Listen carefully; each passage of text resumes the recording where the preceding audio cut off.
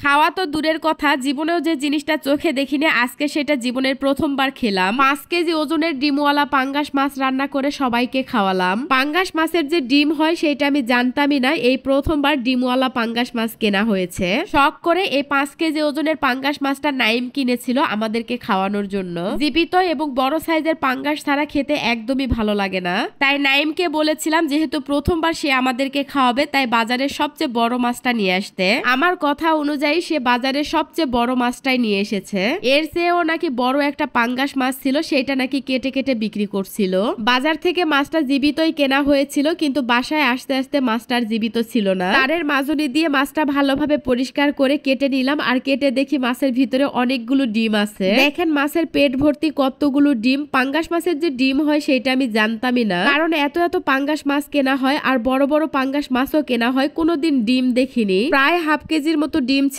ডিমওয়ালা পাঙ্গাস মাছ নাকি সহজে পাওয়া যায় না, মাঝে মধ্যে দুই একটা পাওয়া যায়। যাই হোক মাছটা কেটে নিলাম। প্রথমে ভেবেছিলাম এত বড় মাছ কাটতে পারবো না, তারপরও কষ্ট করে কেটে নিলাম। এদিকে ঘড়িতে রাত 12টা বাজে, জানি না কখন রান্না করব আর কখন সবাই মিলে খাবো। এদিকে বাসায় আবার গেস্টও আছে, তো যাই হোক বাজার থেকে পুঁইশাক আনা হয়েছিল। ভাবছিলাম পাঙ্গাস মাছ রান্না করব আর সাথে পুঁইশাক ভাজি করব, তাই ভাবিকে বললাম পুঁইশাক গুলো কেটে নিতে। আমার বাসায় যে মেহমানি আসুক না কেন সবাই কিন্তু আমার কাজে সাহায্য সহযোগিতা করে। আমি একা হাতে সব কাজগুলো করি বলে তারা আর চুপ করে বসে থাকতে পারে না, টুকিটাকি কাজে হেল্প করে। যাই হোক মাছগুলো 4-5 বার ভালোভাবে ধুয়ে নিয়েছি, তারপরে লবণ দিয়ে আবারও ভালোভাবে ধুয়ে নিয়েছি। কিছুটা মাছ রেখে দিয়েছি আর বাদবাকি সবগুলোই রান্না করব, কারণ বাসায় অনেকগুলো মানুষ আছে। পাঙ্গাস মাছ রান্না করার আগে আমি লেবুর রস দিয়ে কিছুক্ষণ মাখিয়ে রাখি, এতে করে রান্না করলে আর গন্ধ করে না। আমি মাছগুলো লেবুর রস দিয়ে কিছুক্ষণ মাখিয়ে রাখলাম আর এদিকে মশলাগুলো কষিয়ে নিব। নাইম আবার বায়না ধরেছিল পাঙ্গাস মাছ দিয়ে খিচুড়ি খাওয়ার জন্য, তাই আবার পাঙ্গাস মাছের মাথা দিয়ে খিচুড়ি রান্না করব, সেই জন্য পোলাওয়ের চালগুলো ভালোভাবে ভেজে নিচ্ছি।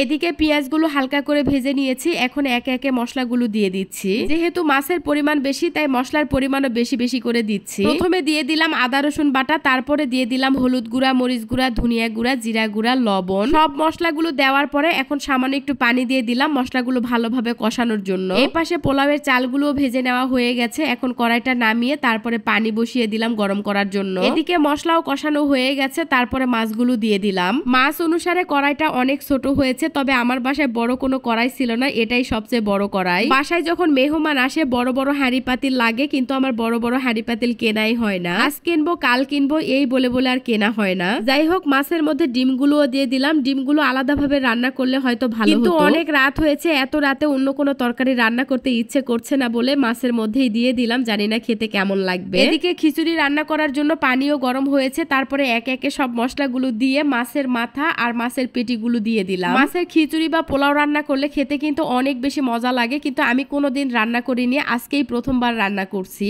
যেহেতু প্রথমবার রান্না করছি তাই ভাবলাম পোলাওয়ের মতো করে রান্না করি, তাহলে খেতে ভালো লাগবে। এদিকে পাঙ্গাস মাছের তরকারিটাও রান্না করা হয়ে গেছে, তারপরে উপরে ধনিয়া পাতা ছিটিয়ে দিলাম। খিচুড়িও রান্না করা হয়ে গেছে, তবে রান্নাটা দেখে কিন্তু পোলাওয়ের মতো লাগছিল। পাঙ্গাস মাছের ঝোল বেশি রাখলে খেতে একদমই ভালো লাগে না, তাই মাখা মাখা ঝোল রেখে তরকারিটা নামিয়ে নিলাম। দুইটা রান্নাই কিন্তু অনেক বেশি মজার হয়েছিল, আর রান্না করতে করতে রাত 2টা বেজে গিয়েছে। দেখেন ঘড়িতে 10 মিনিট কম 2টা বাজে। নাইম বাজার থেকে আসতেই রাত 11টা বেজেছিল, আর সবকিছু রেডি করে নিয়ে রান্না বান্না করতে করতে রাত 2টা বেজে গিয়েছে। কয়েকদিন থেকে ভিডিও না দেওয়ার জন্য আপনারা অনেকেই আমাকে মেসেজ করছেন, আপু আপনি কেন ভিডিও দিচ্ছেন না। আসলে কয়েকদিন থেকে আমি প্রচন্ড অসুস্থ, আমার ভয়েস শুনলেই আপনারা বুঝতে পারবেন, যার জন্য আমি ভিডিও দিতে পারছিলাম না। আসলে কয়েকদিন থেকে আমার সর্দি জ্বর, সেই সাথে আমার কানের সমস্যা হয়েছে। কিছুদিন আগে আমার কানে একটা আঘাত লেগেছিল, যার জন্য এই সমস্যাটা হয়েছে। কানে আমার কিভাবে আঘাত লেগেছিল সেটা আপনারা অনেকেই জানেন। এখন আমি কিছু বলতে চাচ্ছি না, তবে সবকিছু ক্লিয়ার করব। যে আমাকে এই আঘাতটা করেছেন ইনশাআল্লাহ একদিন আল্লাহ তাকে নিজে হাতে শাস্তি দিবেন, এই দোয়াই করি। আমি বিশ্বাস করি